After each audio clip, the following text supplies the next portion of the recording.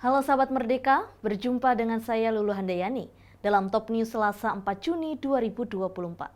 Berita pertama, politikus PDIP Rieke Diah Pitaloka menyampaikan kritik keras atas kehebohan tapera. Selanjutnya, politikus PDIP lainnya Rano Karno menyoroti tajam banyaknya pemain timnas sepak bola Indonesia berasal dari naturalisasi. Anggota Komisi 6 DPR dari fraksi PDI Perjuangan, Rieke Diah Pitaloka membeberkan sejumlah masalah terkait tapera. Salah satu yang disorot yakni pengelolaan tapera milik PNS aktif dan non-aktif. Wanita yang dikenal pemeran Oneng itu melayangkan protes keras dalam sidang paripurna DPR di hadapan Ketua DPR Puan Maharani. Rieke menjelaskan sejauh ini tapera belum mengembalikan dana milik para pekerja yang sudah meninggal dunia. Terkait masalah tersebut, Rieke menegaskan agar tapera yang akan diterapkan kepada pekerja swasta dan BUMN agar dibatalkan atau ditunda hingga masalah tersebut diselesaikan. Menimbang, pertama, hasil audit BPKRI 2021, kategori pemeriksaan dengan tujuan tertentu berupa pengelolaan dana tapera dan biaya operasional 2020-2021. Sebagai catatan, tahun 2021 saja, tapera mengelola dana PNS aktif sebanyak 4.016.292 orang.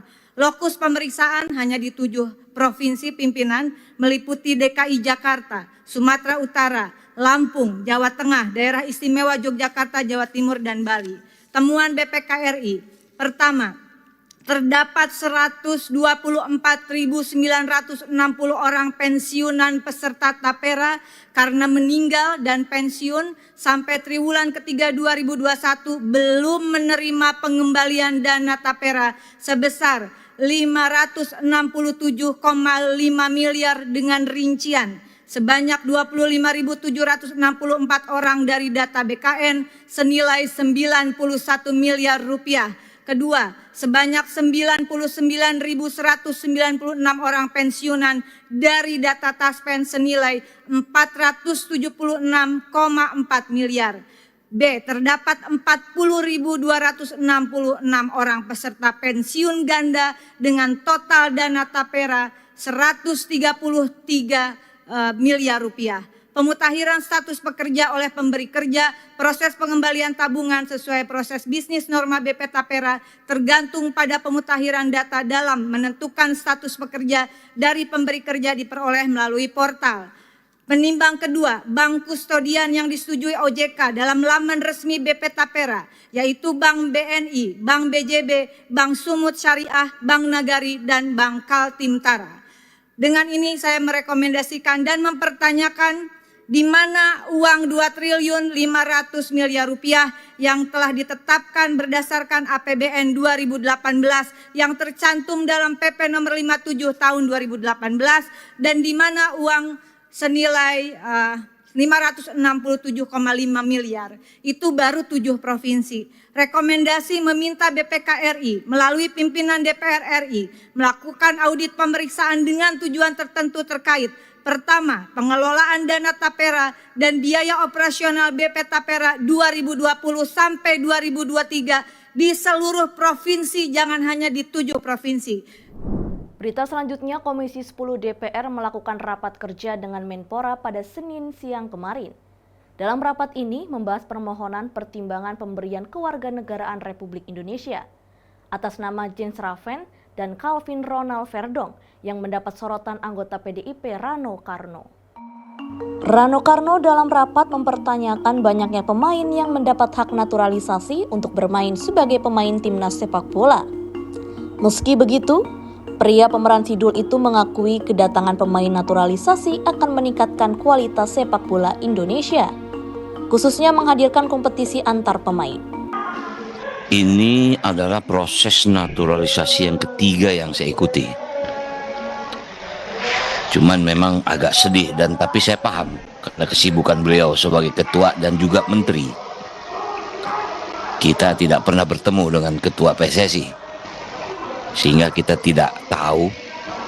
Maka tadi saya sempat tanya sama si abang, ini sampai kapan naturalisasi lagi ini? Karena berdasarkan catatan yang saya punya ini, saya tidak akan bicara tentang kepemimpinan era yang jauh, tapi sejak Pak Iwan saja Kita sudah melakukan 4 naturalisasi. Yang pertama Mark Klok, kedua Sandy Walsh, Jordi Amat, dan Shane Patinama. Nah sekarang masuk ke eranya Pak Erick Thohir ini, tercatat ini sudah hampir 7 pemain. Sekarang hari ini akan ditambah 2. Jadi total ini 13 orang naturalisasi. Memang tidak bisa dipungkiri, naturalisasi tidak bisa dihindari. Inilah yang membuat Vietnam ini marah dengan Indonesia. Dan Vietnam akan mengikuti kita, mereka akan naturalisasi pemainnya. Karena selama ini 3 tahun berturut-turut Vietnam nggak pernah menang, nggak pernah kalah sama Indonesia. Tapi kemarin Vietnam kalah. Arti ini menjadi satu patokan. Disampaikan saja, tidak bisa dihindari. Anak-anak kita di Indonesia ini, begitu saya baca latar belakang, saya terharu. Mereka masih mencintai Indonesia. You still love Indonesia because your father born in Aceh. Nggak gampang orang mau menjadi warga negara. Maka tadi saya tanya, apakah mereka betul mau menjadi warga negara? Tidak mudah. Karena kalau dihitung sebagai negara, kita negara besar, tapi kita belum menjadi negara maju. Anda sudah ada di negara maju, tapi memang competition-nya begitu ketat. Nah, jadi memang Indonesia akan menuju panggung dunia. Demikian informasi kali ini bersama saya, Lulu Handayani. Simak berita lainnya hanya di merdeka.go.